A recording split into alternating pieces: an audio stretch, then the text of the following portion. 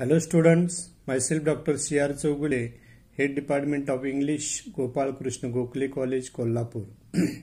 This lecture is for the students of BA3 Special English. Name of the paper number 8 is English Poetry for the semester 5th. Let us know the poem, metaphysical poem, The Sun Rising by John Donne. John Donne lived in the late 16th and early 17th century in London, England. Born to a fairly well-off family, although there were struggles after his father died while he was young. He was raised Roman Catholic, although the Anglican Church was still very influential at that time. He began a promising political career by using his inheritance to travel across Europe and was able to work as the secretary to the Lord Keeper of the Seal, a prominent position in the English government. Although he held a great promise, his political career was cut short after he fell in love with and secretly married to Lord Keeper's niece Anne More near the end of 1601. Eventually, her uncle and father found out and arrested John as well as the minister who married them.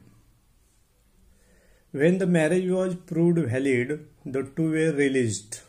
But John Donne was fired from his position and eventually became a cleric in the Church of England.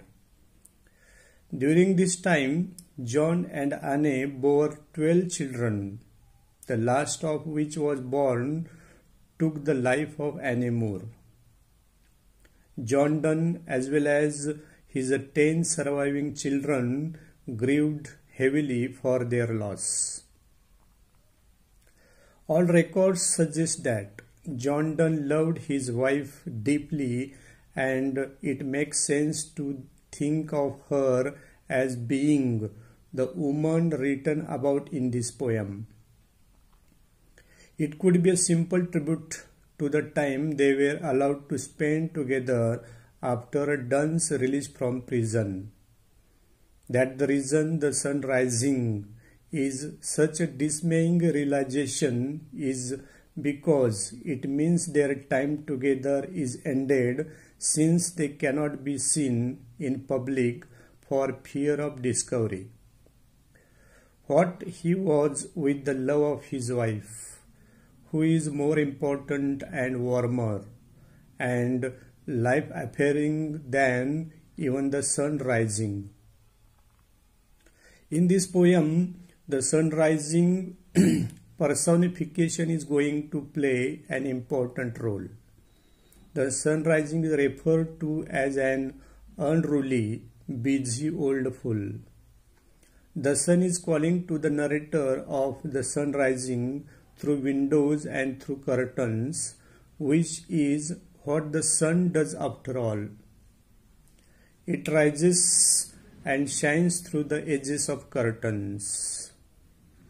The narrator begins to list off all of the other things the sun could be doing, reminding oversleeping school children that they are going to be later for school, beginning the day for noblemen. Anything other than waking up the speaker and reminding that they need to begin their day. The last two lines and the third line suggest that the speaker is not alone, but are rather waking up alongside a lover, and that because love is timeless, the sun rising should leave them alone rather than force them to leave each other's company in the bed. The first 4 lines follow an ABBA pattern but each line has different syllable count. The result is a poem that doesn't flow especially well, but does properly convey the frustrated mind set of the narrator who only wants to be with his beloved. The narrator wants to shut the sun out of existence. It is easily possible to simply close the eyes, clear the mind, and forget that day has even come. Unfortunately, now that the speaker sees the person they spent the night with, they no longer want to close their eyes, and not to able to see, they are forced to accept the presence of the rising sun. The rest of the verse questions the worth of living a bed shared with loved one. They reference the Indians of spice and mine, referring spice foraging and mining operations in the eastern and western Indies at that time, and seems to suggest that everything will run exactly as it is supposed to, whether they leave their bed or not. So they can check on a mission that is at present meaningless, or they can remain with each other. This verse does much to emphasize the enormous importance the narrator places on their lover. Sees everyone and everywhere he ever needs to be or know, and nothing else exists while the two are together. Honor and wealth became meaningless. Princes seem poor when compared to what they have.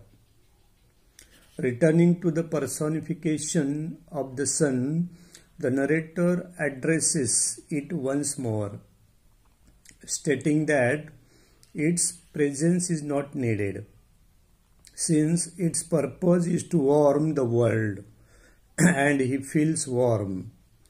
The sun rising ends on a somewhat cryptic note, but suggests that the narrator's universe consists of two people and one room only, that bed is the center of the universe, and the walls of the room are its edge.